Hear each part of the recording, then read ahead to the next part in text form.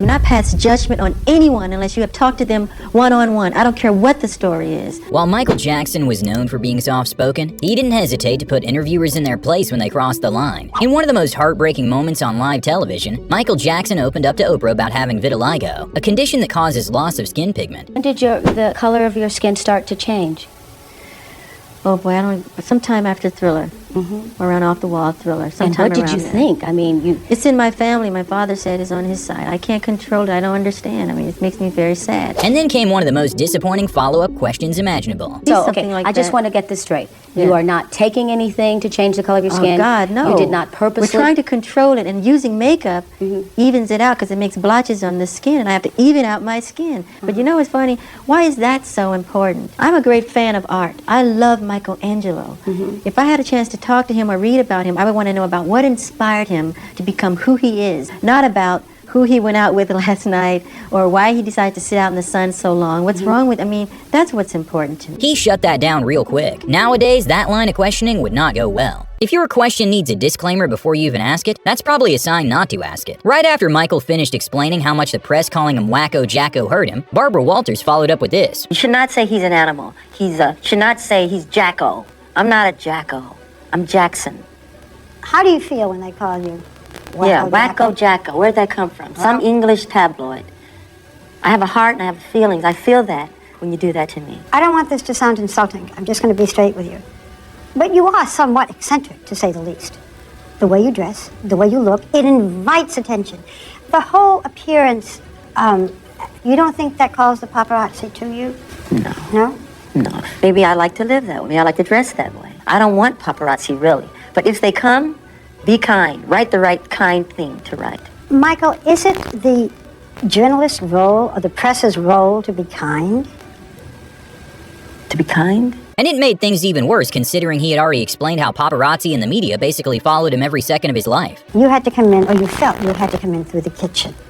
I've been doing it for years. In many lobbies I've never seen the front door. I've been running for my life like that, hiding, getting away. You can't go that way because they're over there. Well, let's go this way. Pretend we're going that way and we'll go that way. Somebody say, hold on, stop. This person deserves their privacy. You are not allowed to go there. I go around the world dealing with running and hiding.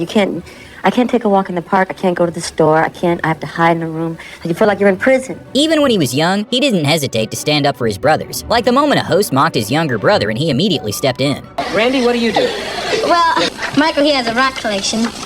And so I added some rocks. I'll be doggone. Randy, that's one of the dumbest things I've ever heard. No, that's interesting. A kid that has rocks is okay. All right, now I know.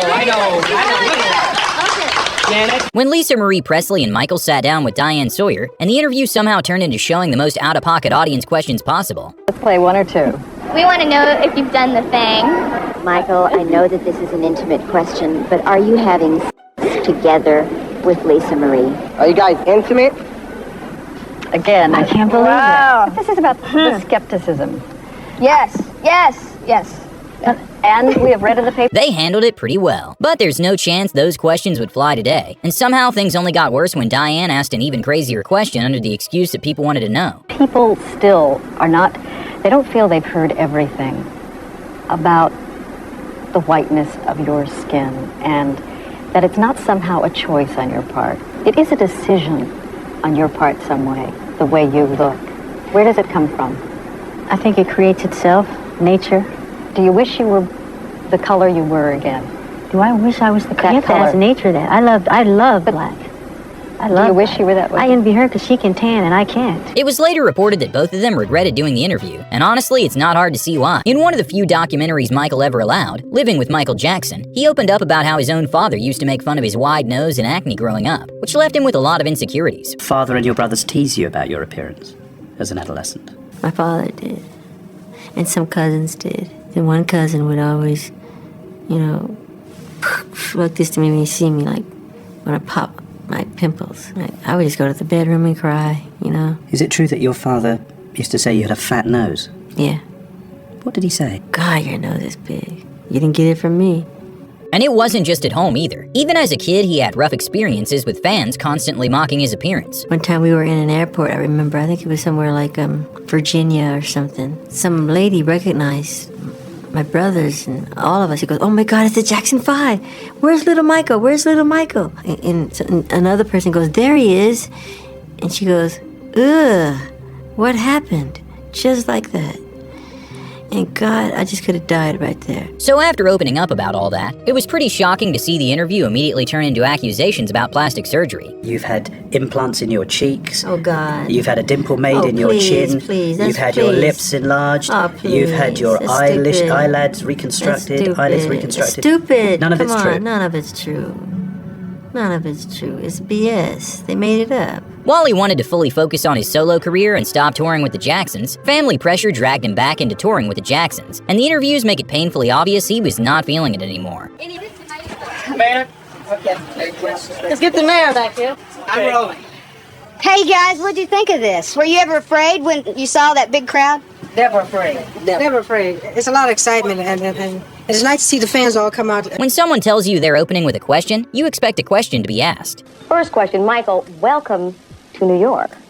Thank you very much. Michael Jackson was arrested by Los Angeles police in a case that was later closed after investigators found no evidence of wrongdoing, but that still didn't stop the arrest from becoming physically painful for him. They manhandled me very roughly with the handcuffs, the way they tied them too tight behind my Behind your back? Yeah, and they put it in a certain position knowing that it's going to hurt and affect my back. Now I can't move. It keeps me from sleeping at night. But despite the interviewer already knowing the case had been dropped, he kept pressing him about it. Would he turn around and say, Michael Jackson molested me, if it weren't true? Because parents have power over children. They feel they have to do what their parents say. But money is the root of all evil. This isn't him. This is not him. So you don't think this comes from him, this comes from his parents? No, this is not him. No, I know his heart. And even after Michael answered, it still apparently wasn't enough, eventually leading his media team to step in, since it involved an ongoing legal matter. If you were innocent, why would you pay? I'm not allowed to talk on that. He was subjected to some of the most just intrusive kinds of things that you could ever imagine. I can only try to put myself into that situation and say, look, if money could make that situation go away, maybe that was the calculus then. In the end, Michael Jackson was found not guilty on all criminal charges related to the case. But even after being found not guilty and winning the case, he still walked out of court looking defeated, because by then the media had already decided the narrative. There it is, all 10 counts, not guilty on all 10 counts. Michael Jackson will be walking out of this courtroom a free man.